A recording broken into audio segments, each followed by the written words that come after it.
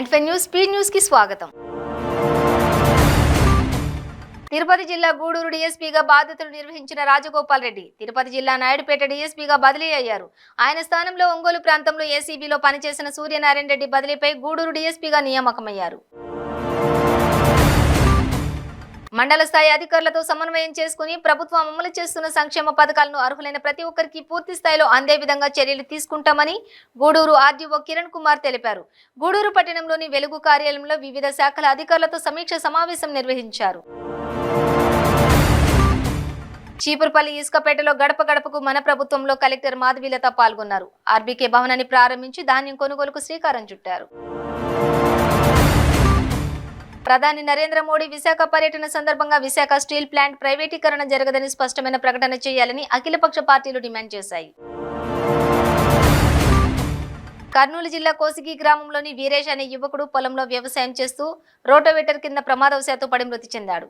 వీరేష్ కు ఏడాది క్రితమే కోసిగికి చెందిన అమ్మాయితో వివాహం జరిగింది. పశ్చిమ గోదావరి జిల్లా వంకాయలపాలెంలో చంద్రగ్రహణం సందర్భంగా ఇత్తడిపల్లెంలో నీళ్లు పోసి రోకలి నిలబెట్టడంతో సమీప ప్రాంత ప్రజలు ఆసక్తిగా తిలకించారు. గ్రహణం పట్టిన సమయంలోనే ఈ రోకలి నిలబడుతుందని, తర్వాత ఆటోమేటిక్ గా రోకలి పడిపోతుందని స్థానికులు తెలిపారు. కార్తీక పౌర్ణమి సందర్భంగా గూడూరు పట్టణంలోని శ్రీ అళఘనాథ స్వామివారి దేవస్థానంలో సాంప్రదాయబద్ధంగా నరకాసుర గృహదహనం కార్యక్రమం ఘనంగా నిర్వహించారు. విశాఖ దుకాణాల కూల్చివేత ఆందోళనకు దారితీసింది. విశాఖ పెద్దవాల్తేరు బాపన అప్పారావు దిబ్బలో పేదల దుకాణాలను కూల్చివేసిన ప్రాంతాన్ని ఎమ్మెల్యే వెలగపూడి రామకృష్ణబాబు సందర్శించారు. నిర్దాక్షిణ్యంగా కూల్చివేయడం దారుణమని ఎమ్మెల్యే వెలగపూడి రామకృష్ణబాబు మండిపడ్డారు. మునుగోడు ఉప ఎన్నికల నోటిఫికేషన్ విడుదలైనప్పటి నుండి ఎన్నికల ఫలితాలు వెలువడే వరకు టీఆర్ఎస్ పార్టీ చేసిన అక్రమాలను యుగ తులసి పార్టీ అధ్యక్షులు కె శివకుమార్ వీడియో ఆధారంగా బయటపెట్టారు. తనకు వచ్చిన రోడ్ రోలర్ గుర్తును మార్చి కుట్ర టీఆర్ఎస్ పార్టీ చేసిందని అన్నారు. వచ్చే 3 నెలల్లో బ్రాహ్మణ వెల్లంలో ఉదయ సముద్రం ఎత్తిపోతల ప్రాజెక్టును పూర్తి చేస్తామని నకరేకల్ ఎమ్మెల్యే చిరుమర్తి లింగయ్య అన్నారు. ప్రాజెక్టు పూర్తికి కావాల్సిన నిధులను వెంటనే విడుదల చేయాలని ఆర్థిక శాఖ కార్యదర్శికి సీఎం ఆదేశాలు ఇచ్చారని చెప్పారు. నాగర్ కర్నూలు జిల్లా తెలగపల్లి మండలం గడ్డంపల్లి గ్రామంలో తెలంగాణ పీసీసీ అధ్యక్షులు యనమల రేవంత్ రెడ్డి జన్మదిన వేడుకలను కాంగ్రెస్ పార్టీ కార్యకర్తలు అభిమానులు ఘనంగా జరుపుకున్నారు.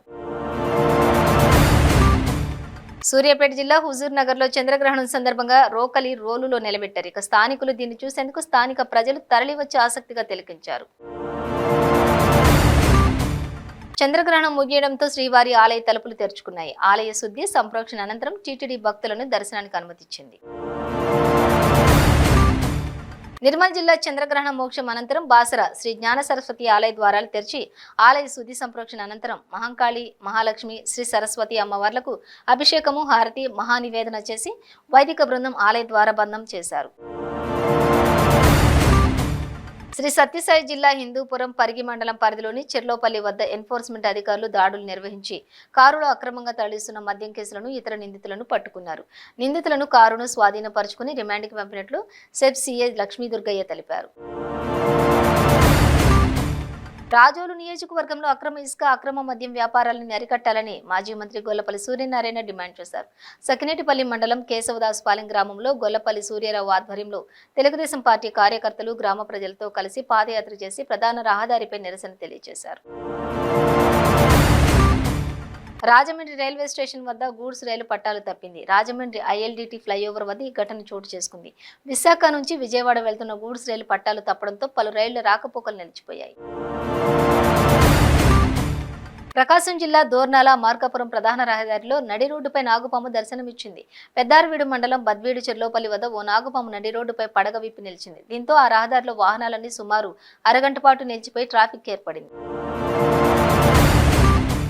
ప్రభుత్వ ఉద్యోగాల కోసం ఎదురు చూసిన యువత స్వయం ఉపాధిని ఎంచుకుని రాణించాలని చూసేవారికి మార్గ్ ఈఆర్పీ లిమిటెడ్ సంస్థ 8+ ఇన్వెంటరీ అండ్ అకౌంటింగ్ సాఫ్ట్వేర్లను అందుబాటులోకి తెచ్చింది.